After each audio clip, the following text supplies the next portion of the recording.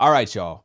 I'm going to completely butcher this name, and it's no disrespect to this woman of God, this gold medal woman of God who literally was praying before competing in her event, calling on the power of Jesus Christ to give her strength and patience and peace and wisdom and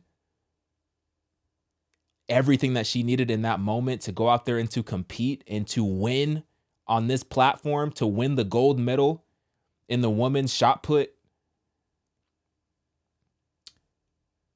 I'm probably going to butcher your name. I'm so sorry. I'm so sorry. Yemisi Ogunleye. I'm so sorry.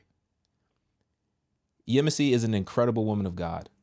And I just want to show a couple stories from the Olympics that are not being talked about that much. Although I will give credit to ABC News, because ABC News, they posted an incredible clip that I'm going to show you in a second.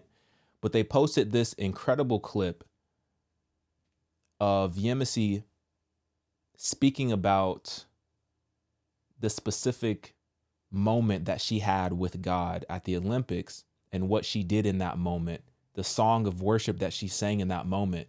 And she actually sang the entire song, and ABC News reposted it. And I think it's beautiful. But you have Yemisi, and then you also have Sydney McLaughlin, who is another incredible woman of God, Olympic gold medal winner, completely crushing the competition.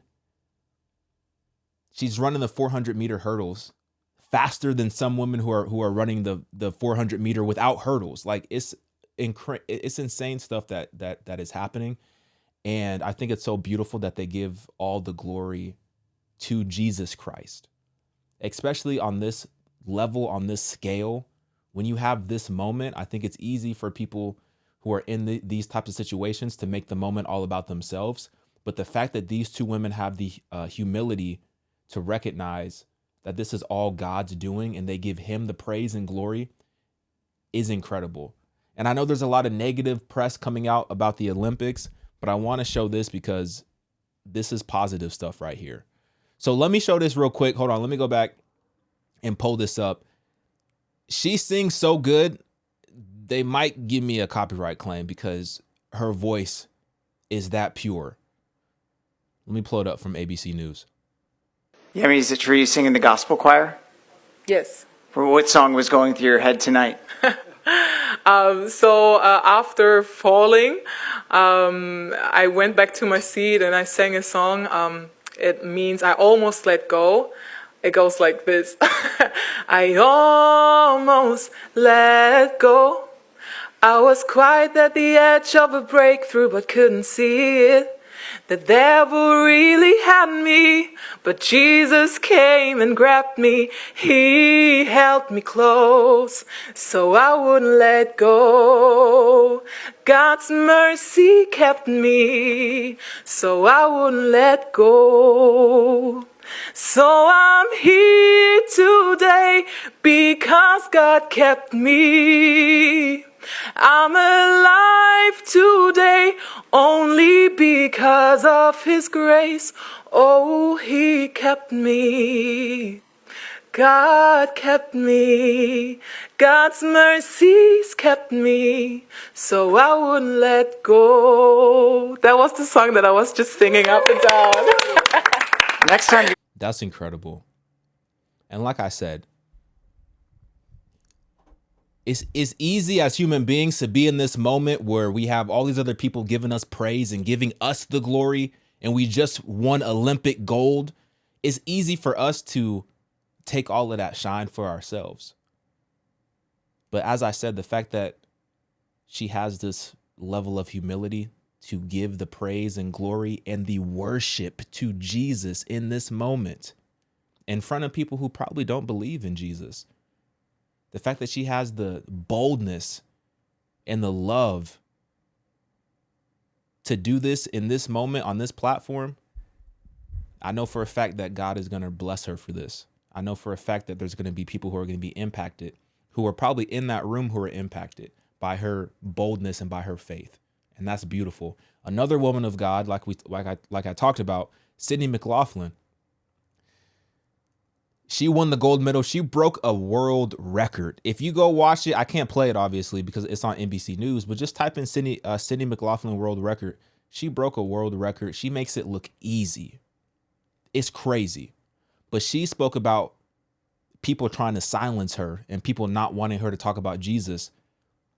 Let me play this clip real quick. There's been a lot of talk that I've received just about, you may not want to talk so much about that. You might lose endorsements, you might lose deals, this, that, and the third. But I mean, I don't live for the approval of people, so I don't have to worry about any of those things. And even if an endorsement or something wants to leave, I know that God will provide for me in the way he sees fit. So I'm not going to compromise the truth just to make people feel more comfortable. And also in that, I know that when people do reject it, they're not rejecting me, but they're rejecting the truth. And that's kind of why I'm like, it's okay. And I don't take it personally. Because at the end of the day, that's a realization everybody has to come to on their own time, and that's their own revelation. So, I continue to speak the truth because I know it's what I'm called to do, and just grateful to have community around me that supports me through that, even if all the people outside of that don't. Bro, she said, number one, she doesn't live for the approval of people. She lives for the approval of God. She also said, you know what, if I get sponsors taken away, whatever, I know that God is going to provide for me in the way that he sees fit. In the way that he sees fit. I think a lot of people forget that. God's always going to provide for you in the way that he sees fit. He's going to take care of you. He's going to provide for you in the way that he sees fit. Stop attaching your expectation to the provision that God is going to provide in your life. Stop doing that in the way that he sees fit. But then she also said that she's not going to compromise the truth for the feelings of people, because ultimately the people who are rejecting her, they're not rejecting her. They're rejecting the truth. They're rejecting God. They're rejecting God. It's not her, it's God. They're rejecting God. So what are we supposed to do? Just not talk about Jesus Christ, not talk about what he's done for the entire world, not talk about the forgiveness of sin that he freely offers to everybody, just based on the fear of the rejection of another person? Of course not. We're supposed to speak boldly about it because it's the truth, and either you're going to receive it or you're not going to receive it. And it takes some people time. It takes some time. It takes, multiple instances of you hearing the gospel, of somebody hearing about Jesus, about hearing about what he's done. It takes multiple times for it to register. For some people, they just get it. But for a lot of people, it takes time for them to really process it. And it takes time for that revelation to really blossom and for it to really become real to them. So beautiful, absolutely beautiful, incredible moment.